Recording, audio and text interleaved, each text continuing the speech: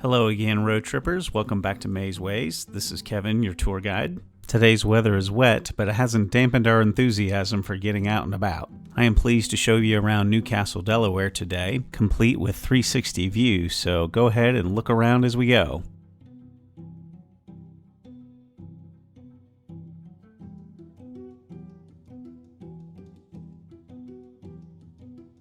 Newcastle was founded in 1651 by the Dutch, then was taken over by the Swedes in 1654. A year later, the Dutch took it back, and then the British took it in 1664.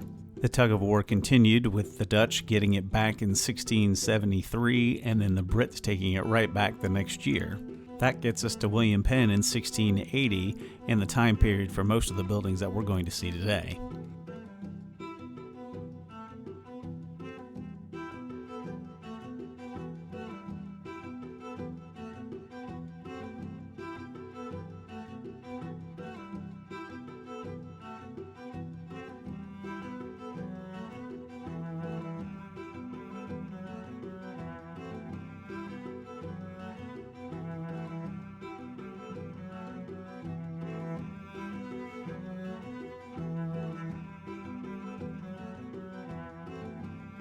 We're about to enter the central square of Newcastle, and the Castle County Courthouse is on our left. It was built in 1730 to replace the one that burned down the year before, and in 1732 the cupola was used as the center point that marked the 12-mile radius that would form Delaware's curved northern border with Pennsylvania.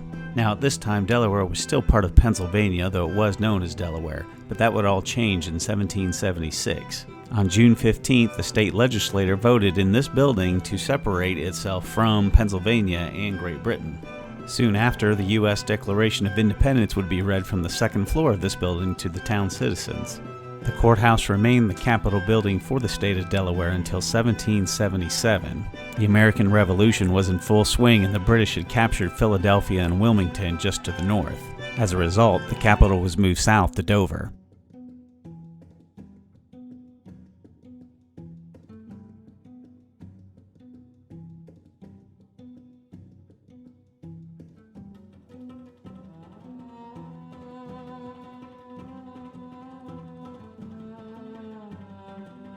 Up ahead is Battery Park, which sits adjacent to the Delaware River.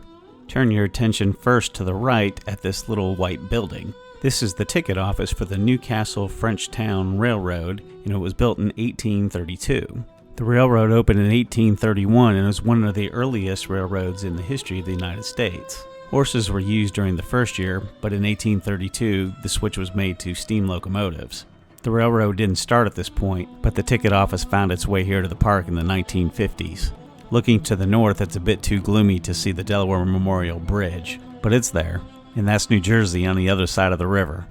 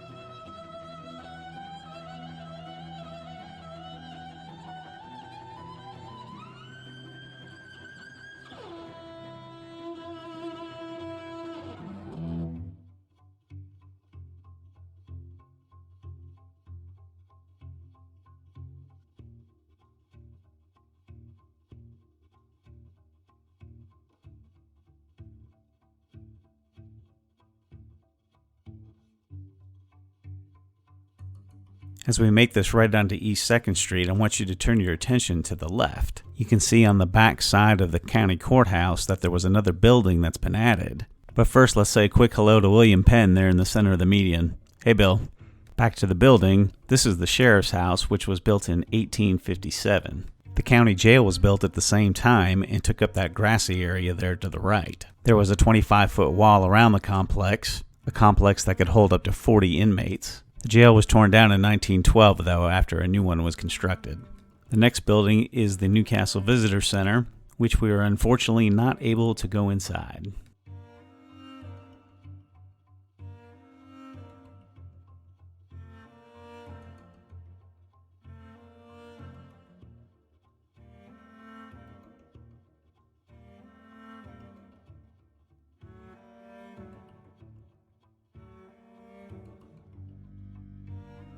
Our left-hand turn brought us onto Harmony Street. I know I've had your gaze fixed to the left for a while, but I want you to keep it there for another moment. Up next is the Emmanuel Episcopal Church. I mentioned this in our last video, but I really want to encourage you to take a walk there if you have the time.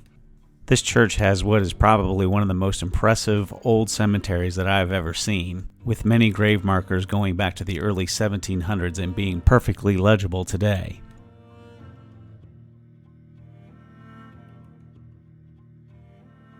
This is 3rd Street, and now you can look to the right. That small round building there is the old library museum. I covered the history of that building quite extensively in our last video.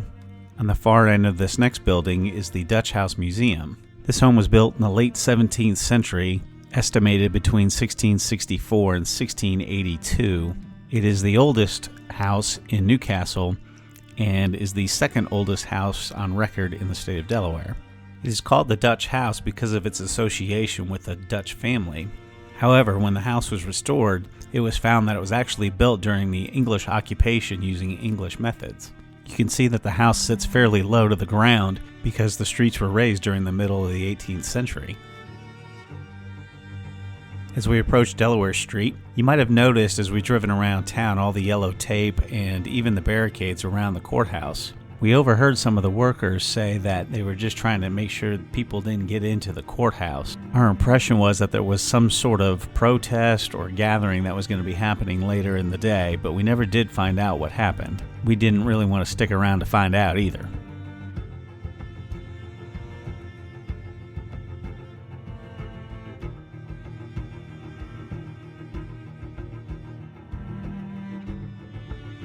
Next up is the Amstel House, which is now a museum. It is this house on the left as we make a right-hand turn onto 4th Street. This house was built in the 1730s by Dr. John Linney, and it's one of the earliest surviving colonial buildings in town. A revitalization period started in the 1920s and 1930s, resulting in many of the older homes being torn down and replaced with new construction. The Amstel House had an uncertain fate at this time, and a group of concerned citizens was able to collect enough money to purchase the home in 1931.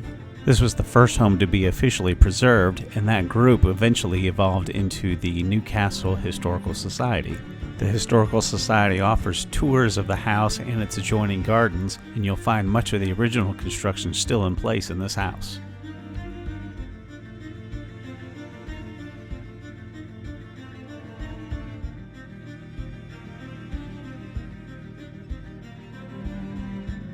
Here on Harmony Street, we're about to pass St. Peter the Apostle Roman Catholic Church, as well as the affiliated elementary school across the street.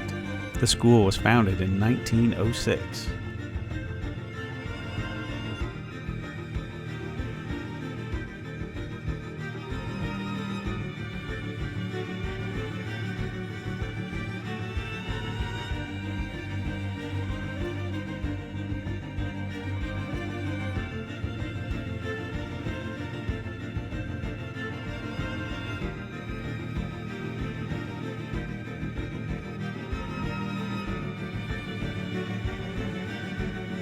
Here on 5th Street, we're about to intersect again with Delaware Street. At the corner on our right, you will find the U.S. Post Office, and on the opposite corner on the left, the public library. I hope you've enjoyed getting some 360 views on this guided trip. As always, it's a pleasure to have you join us. If you like this video, please hit that like button and hit that subscribe button to be notified when we come out with our next video. We'll be continuing on to Rehoboth Beach next, with our next stop in the capital of Dover. Thanks for joining us here at Maze Ways, and we'll see you again soon.